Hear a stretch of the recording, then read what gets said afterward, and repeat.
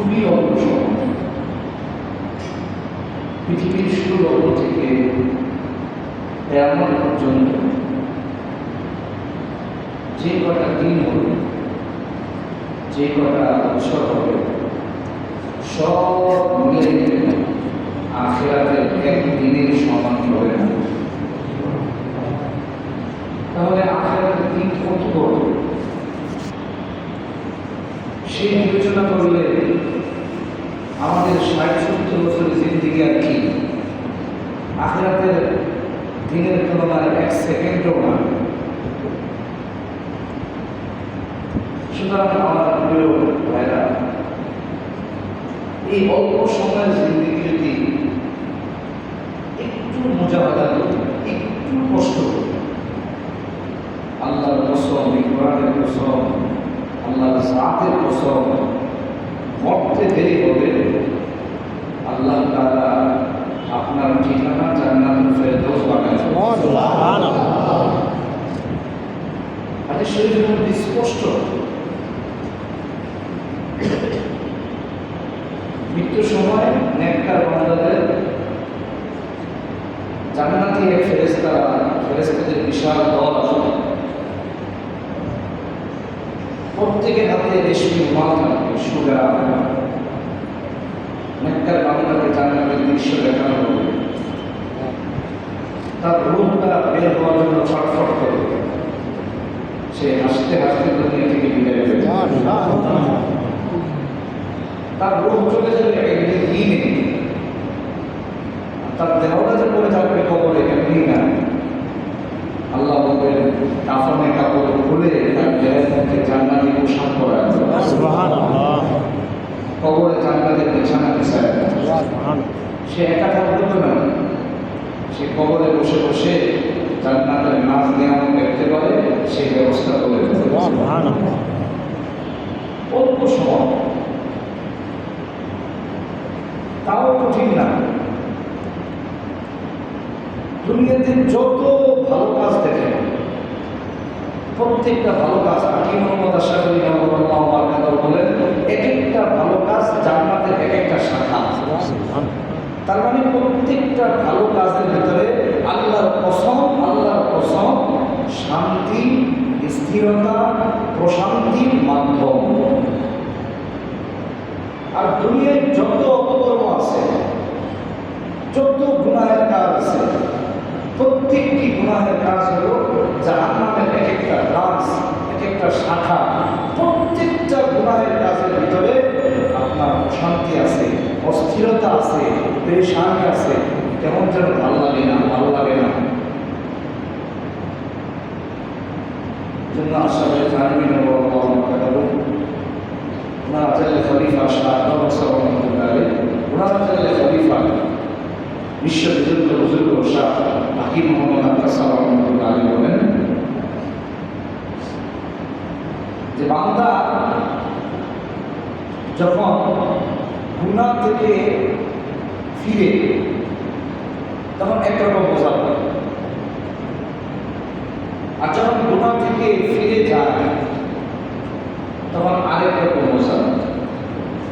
এটা উদাহরণ দিয়েছে, কেউ সন্তানকে দৌড়ানো দিচ্ছে বা মারতে আসতেছে, তো সন্তানের তার মার দিকে দৌড়ে গেছে, সন্তানের মনের ভিতরে তার মার দিকে, তার বাবার দিকে দৌড়ায়, আমি আমার বাবার দিকে যেতেছি, আমার মার কাছে যাচ্ছি, এই দৌড়ের ভিতরে একটা রকম মজা। আর যখন মায়ের কোলে গিয়ে স্থির হয় তখন আরেক রকম মজা। বান্দা যখন গুনাহ থেকে ফিরে আসে তো তার ভিতরে একটা রকম শান্তি হলো, মজা হলো, এটা হলো ইমানের মজা। দেখেন আমাদেরকে বানিয়েছেন কি আল্লাহ তাআলা, আমাদেরকে বানায় বলছেন আমার কাছে চাও,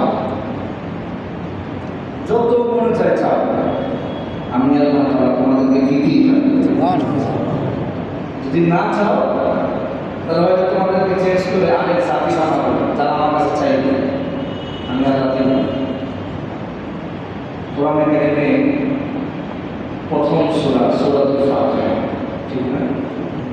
এই সূরার মধ্যে আমরা পড়ি আলহামদুলিল্লাহি রাব্বিল আলামিন। সমস্ত প্রশংসা কার? আল্লাহ। এখানে ওলামায়ে কেরাম বুঝবেন আলিফ লাম ইস্তিগরাক, সমস্ত প্রশংসা। এখন যদি বলি মানুষের সমস্ত প্রশংসা আল্লাহ, তাহলে কি সকল প্রশংসা হইল? জিন জাতি রয়ে গেছে না? যদি বলি জিন জাতি যা করবে, যদি বলি জিন জাতি যা করবে সবার প্রশংসা আল্লাহ, তাহলে কি সবার হইল? পোকামাকড় আছে না, হিংস্র প্রাণী আছে না, আছে না ভাই? আল্লাহ তাআলা বলেন সমস্ত প্রশংসা, এর মানে 18,000 মাখলুক না আরো বেশি, যে যা করবে আল্লাহ বলেন তোমাদের কোনো বাহাদুরি না, এই সবগুলো আমি আল্লাহর বাহাদুরি। তুমি করতে করলা, তুমি হাত দিয়ে করছো, এই হাতের মধ্যে ধরা শক্তি কিছু কি? আল্লাহ। তুমি ব্রেন দিয়ে করছো, তোমার ব্রেনের মধ্যে শক্তি দিলেন কে? আল্লাহ। তুমি চোখ দিয়ে দেখে দেখে করছো, তোমার চোখের মধ্যে দেখা শক্তি দিলেন কে? আল্লাহ। তুমি বাক শক্তি দিয়ে কথা বলেছো, তোমার এই কথার মধ্যে শক্তি দিলেন কে? আল্লাহ। তোমার কোনো কিছু নেই, তোমার কোনো বাহাদুরি নেই, সব আল্লাহ। যে যা করবে আল্লাহ তোমরা কিছু করছি, আমি কি করছেন? এই জন্য সবসময় প্রশংসা করতে হয় কেন? যা কিছু করবো আল্লাহ।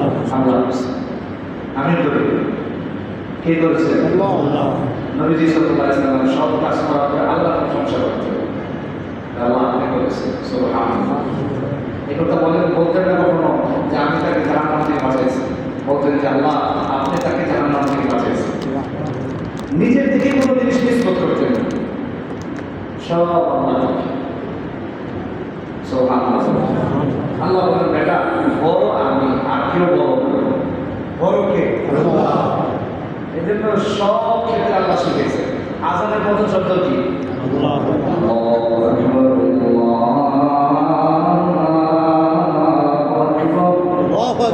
বড় কে? বলেন আল্লাহ বড় না আল্লাহ বড়? আল্লাহ বড়, আর কেউ বড়। নামাজের প্রথম শব্দ কি? বলেন না কত জিকির ছিল, কত শব্দ ছিল, নামাজ শুরু করা যেত সুবহানাল্লাহ, আলহামদুলিল্লাহ। নামাজ হবে হ্যাঁ কি হতো? তার মানে নামাজ শুরু করতেছে আল্লাহ। আপনার জীবনের শেষ নামাজ কোন নামাজ? জানাজা। জানাজা নামাজ তাকবীর কয়টা? চারটা। কয়টা? চারো তাকবীর ফরজ। আর কিছু করে না করেন, চারটা তাকবীর বলতে হবে। আচ্ছা তাকবীর গুলো কি বলেন? আল্লাহু আকবার। বাচ্চা দুনিয়াতে আসলে নাম কেন দিবে? আল্লাহু আকবার। আজানের কোনো শব্দ কি? আল্লাহু আকবার। সুবহানাল্লাহ। আল্লাহ সব কাজে শিখিয়ে দেন আমি বড়, তুমি ছোট, তুমি কিছু বড় কে? আল্লাহ। আল্লাহ সমস্ত প্রশংসা কার? আল্লাহ। লিল্লাহ রাব্বিল আলামিন, তিনি সমস্ত জগতের প্রতিপালক। অবাক অবাক অবাক, একই জগৎ। এখানে বসছেন তো এক জগৎ, মেডিকেলে জানতো আরেক জগৎ, কোর্ট কাছারিতে জানতো আরেক জগৎ, বাজারে জানতো আরেক জগৎ, রাত 4টা বাজে ঠান্ডার বাজারে আরেক জগৎ, যাত্রাবাড়ি বাজারে 4টা বাজে, রাত 4টা বাজে আরেক জগৎ, এক এক জগৎ।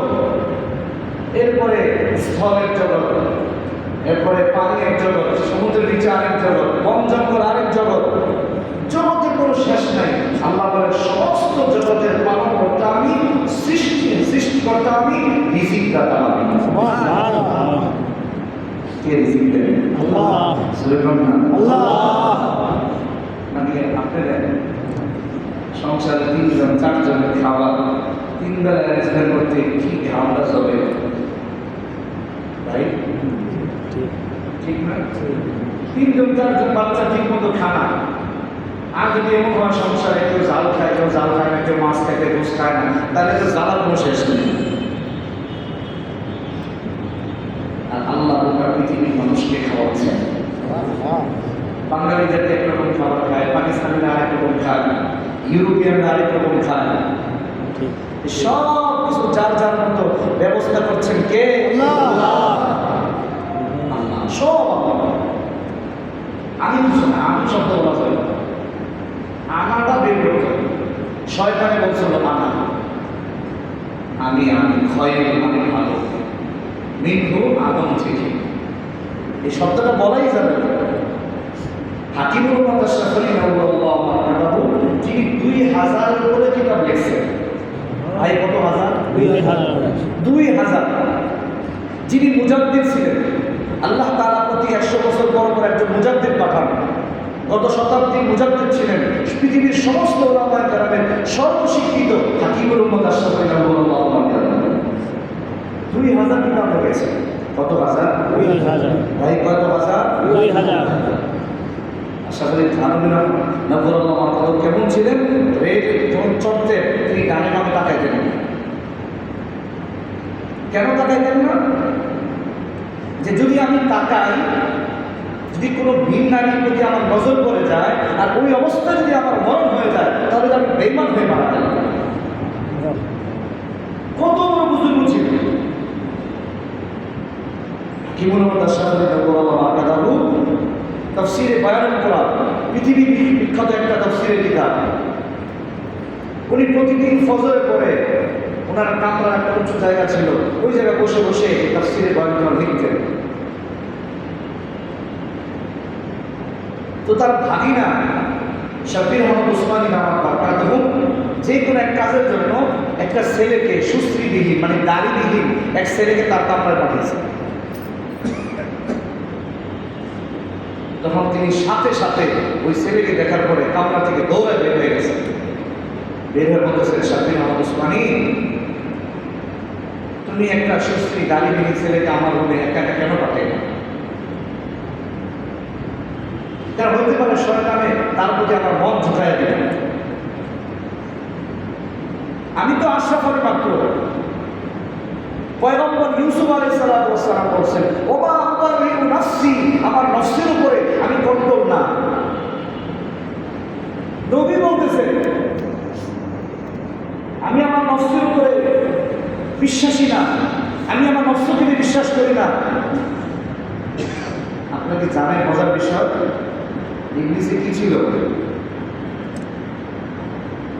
ইবলিস ছিল মুআল্লিমুল মালায়েকা, ফেরেশতাদের শিক্ষক।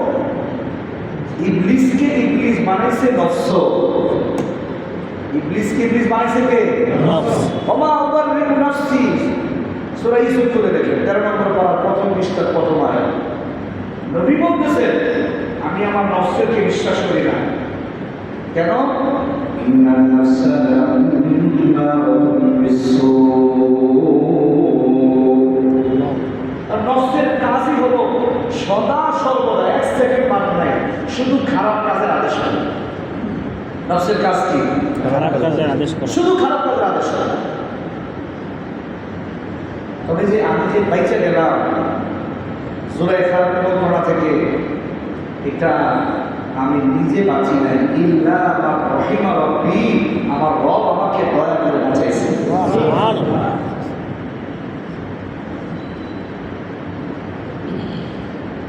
শাব্বির আহমদ উসমানীকে বলছেন যে তুমি আমার মনে দাড়িহীন ছেলেকে একা পাঠাইবা।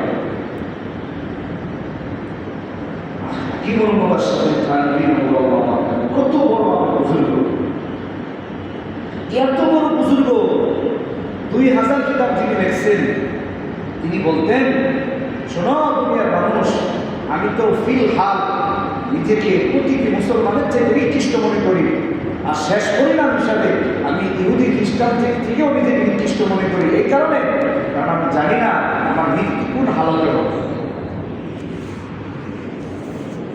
এত বড় ব্যক্তি কিন্তু নিজেকে এত ছোট মনে করে, আর আমরা পরিবর্তী নিজেকে বড় মনে করার কোনো সুযোগ আছে ভাই? কোনো সুযোগ নেই। এই জন্য আল্লাহ তাআলা জায়গায় জায়গায় বলছেন যে সব কিছু আমি আল্লাহ করি, তোমরা কিছুই করো না, রিজিক আমি পৌঁছাই, তুমি না, আমি আল্লাহ খাওয়ালে তুমি খাইতে পারো। আমি আল্লাহ তাআলা তোমার সব ব্যবস্থা করি, সব ব্যবস্থা করেন কে? আল্লাহ। মুসা আলাইহিস সালাম আল্লাহকে প্রশ্ন করেন, আল্লাহ আপনি যে সবাই খাওয়ান, কেমনে খাওয়ান? একটু আমাদের জানান, একটু আমাকে দেখান। আল্লাহ বলেন, তোমার হাতে লাঠি দিয়ে পাথর আঘাত করো। আঘাত করছে, আবার আঘাত করছে, আরেকবার আঘাত করো, তৃতীয়বার আঘাত করার পরে ছোট্ট একটা পাথর ভেঙে একটা পোকা বেরিয়ে আসছে। মুসা আলাইহিস সালাম চিন্তা করলেন, তিনটা টুকরা পাথরের ভিতরে একটা পোকা কেমনে বেঁচে থাকে অক্সিজেন ছাড়া? আল্লাহ জানান, মুসা আমি আল্লাহ তাআলা চাইলে অক্সিজেন ছাড়াও বাঁচাইতে পারি। আল্লাহ ক্ষমতা আছে না? আছে। আল্লাহু আলা কুল্লি শাইইন কাদির। সর্বময় ক্ষমতার মালিক আল্লাহ। আল্লাহ আরেকটু লক্ষ্য করে দেখলেন যে পোকাটার মুখে একটা তাজা সবুজ ঘাস। আরো আশ্চর্য হয়ে গেল, আবার দেখলেন যে পোকাটার মুখটা নড়তেছে। কানটা সামনে নিয়ে একটু শুনতে পেলেন পোকা গুনগুন গুনগুন করে আল্লাহ তাআলার শানে কবিতা পাঠ করতেছে। সুবহানাল্লাহি سبحان من يراني ويعرف مكاني ويرزق مكاني ولا ينساني। পোকা গুনগুন করে বলতেছে, সুবহানা মান ইয়ারানি, ওই আল্লাহ কত ভালো,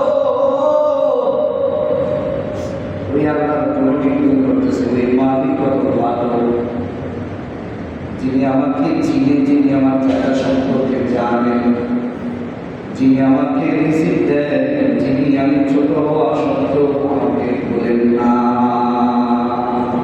তিনি কে? আল্লাহ। তিনি কে? আল্লাহ। আল্লাহ বলে আর রহমান, আমার পরিচয় আমি রহমান। আল্লাহ কত গুণগত নাম আছে। আল্লাহ তো বলতে পারতেন আমি আজিজ, আমি যুল জালালি ওয়াল ইকরাম।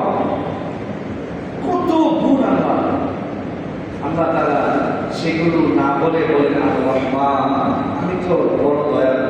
আর রহিম তফসীরে কিতাবের মধ্যে লেখে আল্লাহ তাআলা অন্যান্য গুণবাচক না বললেন, না করে আর রহমান আগে বললেন কেন? আল্লাহ তাআলা বান্দার বুঝালেন, বান্দা ভয় পায় না, আমি আল্লাহর দয়া অনেক বেশি, অনেক বেশি। তফসীর কিতাবের মধ্যে আছে আল্লাহ একদিন তার রাগকে আর তার দয়াকে প্রতিযোগিতা লাগাই দিয়েছেন, দেখি কে পাস করে। তো প্রতিযোগিতায় আল্লাহ তাআলার দয়া রাগের উপরে বিজয় হয়ে গেছে। হাদিসে কুদসির মধ্যে আছে সাবাকাত রাহমাতি আলা গযবি, আরে শোনো আমার রহমত আমার রাগের উপরে বিজয় হয়ে গেছে। তার মানে আমি আল্লাহ রাগের থেকে আমার রহমত বেশি। আমি আল্লাহর কাছে মাফ চাই, আমি আল্লাহ মাফ করি, মাফ করি। আরে কেমন মাফ করবো জানো? একবার তওবা করবো তো ভলিউম খালি হয়ে যাবে। ফেরেশতাদের সন্দেহ হতে পারে, কি রে ভলিউম খালি কেন? হয়তো কিছু লেখা ছিল মুছে গেছে, যাতে করে ফেরেশতাদের ভিতরে সন্দেহ না থাকে। এই জন্য খালি ভলিউমগুলোকে নেকি দ্বারা বদলায় দিবে। বান্দা বলে আল্লাহ আমি আবার গুনাহ করে ফেলেছি। ফেরেশতা বলবে আল্লাহ আপনার বান্দা বলতেছে আবার গুনাহ করছে। আবার গুনাহ মানে আগে একবার করছে, কোথায়? আগে তো কোনো ভলিউমে লেখাই তো নেই। বান্দা বলে আল্লাহ আরেকবার গুনাহ করছি। তো ফেরেশতারা প্রশ্ন করে আল্লাহ ও আরেকবার কেমনে বললো? ওর তো ভলিউম খালি, নেকি আর নেকি লেখা। বান্দা বলে আরেকবার, আসলে বান্দা প্রথম তওবা করছে, তওবা তার প্রথম গুনাহ ভলিউম মুছে নেকি তার বদলাই দিয়েছে। ফেরেশতারা পর্যন্ত জানে না। আল্লাহ এত দয়া করেন কে? আল্লাহ। বলেন না কি? আল্লাহ। ওয়াহশী নাম শুনছেন? রাদিয়াল্লাহু তাআলা বলেন না সবাই? বলতে হবে ওয়াহশী রাদিয়াল্লাহু তাআলা, যিনি নবীজির চাচা আমিরে হামজা কি করছেন? হত্যা করছেন। এখন নামের পরে কি বলতে হয়? রাদিয়াল্লাহু তাআলা। আল্লাহু আকবার বলেন। রাদিয়াল্লাহু তাআলা আনহু আল্লাহ তাআলা নিজে ওনার কাছে দাওয়াত পাঠিয়েছেন। কি দাওয়াত পাঠিয়েছেন? والذين لا يدعون مع الله إلها آخر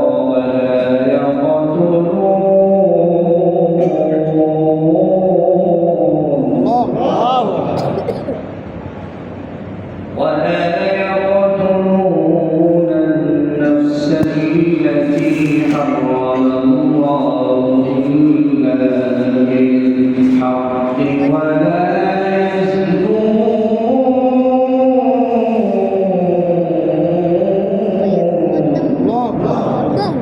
ومن يفعل ذلك يلقى أثاما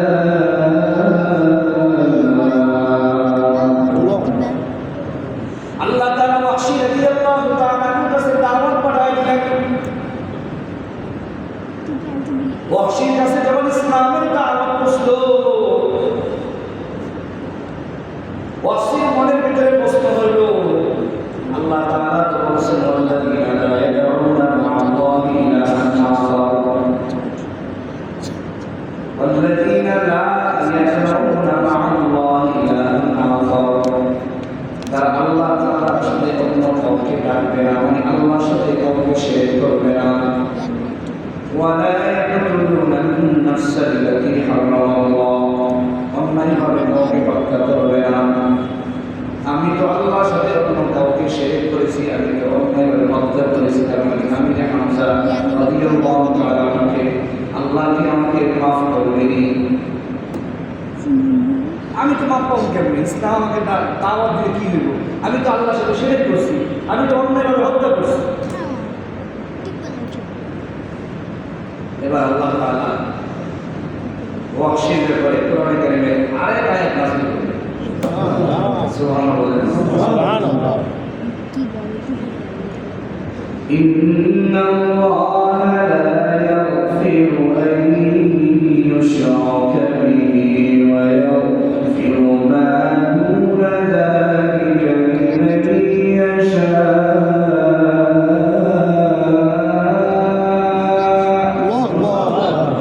শোনো, ইন্নাল্লাহা লা ইয়াগফিরু আন ইউশরাকা বিহি ওয়া ইয়াগফিরু মা দুনা যালিকা লিমান ইয়াশা।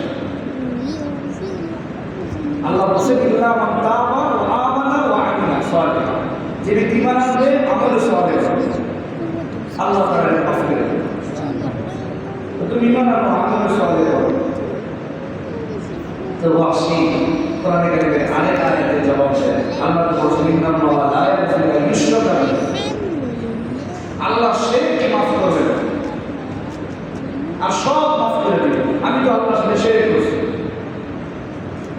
আল্লাহ তাআলা ওয়াহশী হেদায়েতের জন্য কোরআনে কারিমে আরেক আয়াত নাযিল করলেন। قل يا عبادي الذين أسرفوا على أنفسهم لا تقنطوا من رحمة الله إن الله يغفر الذنوب جميعا إنه هو الغفور الرحيم।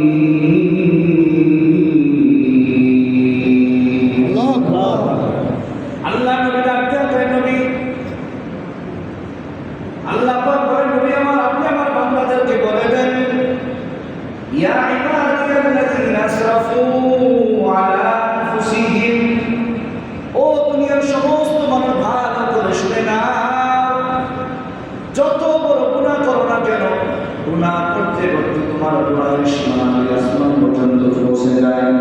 তোমার গুনাহের সীমা যদি আটলান্টিক মহাসাগরের ফেনা পরিমাণ হয়, তোমার গুনাহ যদি 7 মহাসাগরের ফেনা পরিমাণ যদি হয়, আল্লাহ বলেন লা তাজনাতু মির রাহমাতিল্লাহ, আমি আল্লাহ তাআলার রহমতের বান্দাদের বিনয় সেবা, তুমি যতই গুনাহ করো না কেন, কিন্তু যদি আমি আল্লাহকে একবার খালেদ করে রাখতে পারো, আর গুনাহ করো না আমি বান্দারে ভালো করে মনে রাখো, আমি আল্লাহ তাআলা তোমার জিন্দেগীর সমস্ত গুনাহ মাফ করে দিব।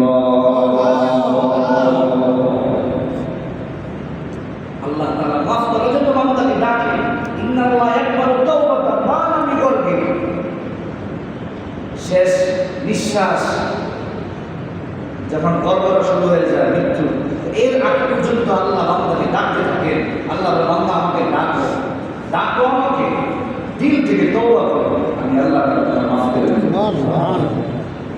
এই জন্য মুসলমান নৈরাশ হয়ে গেল, গুনাহ যত গুনাহ হয়ে গেছে আল্লাহকে ডাকে। মুসলমান নৈরাশ হয়ে যায়, কাফেররা মুশরিক বেঈমানরা নৈরাশ হয়ে যায়।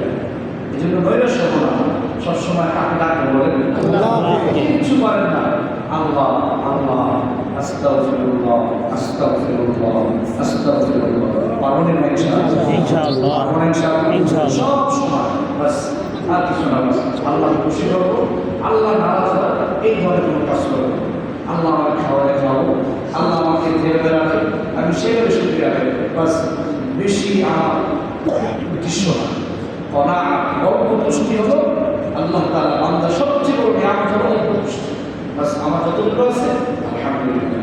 নবীজি সাল্লাল্লাহু আলাইহি ওয়াসাল্লামকে আল্লাহ অফার দিয়েছেন, মুহাম্মদ আপনি যদি চান উহুদ পাহাড়কে স্বর্ণ বানায় দেব, আপনার পিছনে পিছনে ঘুরবে, আপনি যান চাকা খরচ করবেন। নবীজি বলছে, আল্লাহ আমি এটা গ্রহণ করবো না, আমি একদিন খাবো তো শুক্রিয়া আদায় করবো, আরেকদিন না খেয়ে থাকবো তো সবর করবো, সবর করবো। আর রোহানি শক্তি হলো সবচেয়ে বড় শক্তি। সাহাবায়ে কেরামের রোহানি শক্তি কেমন ছিল বলেন না, কেমন ছিল? পেটে খোদা, পেটে পাথর বাঁধা, কিন্তু তলোয়ার আঘাত করে যুদ্ধ করতে করতে কাফের মুশরিক বেঈমানদের খতম করে ফেলতেছে। রোহানি শক্তি হলো আসল শক্তি। কিন্তু আজকে আমাদের শারীরিক শক্তি পেট ভরা, কিন্তু রোহানি কোনো শক্তি নেই। এই জন্য আমাদের ইস্তেগফার, আল্লাহ তাআলা রোহানি শক্তি পাঠান, ঘরের মধ্যে রহমত বরকত দেন, আযাবকে দূর করে দেন। এই জন্য কোরআনে কারীমে আল্লাহ তাআলা বলেছেন, ফাকুল তুস্তাগফিরু, হে নবী আপনি বলেন তোমরা তোমাদের রবের কাছে ক্ষমা চাও, ইন্নাহু কানা গাফফারা, নিশ্চয়ই আল্লাহ তাআলা ক্ষমাশীল। ইস্তেগফারের জিনিস তওবার রয়েছে, বান্দা যখন বেশি থেকে বেশি ইস্তেগফার করে, ইস্তেগফারের মাধ্যমে আল্লাহ তাআলা তাকে তওবা করার তৌফিক দান করেন। পারবেন ইনশাআল্লাহ? আল্লাহ আমাদের সবাইকে বেশি থেকে বেশি ইস্তেগফার আর তওবা, গুনাহমুক্ত জিন্দেগি সবাইকে নসিব করেন।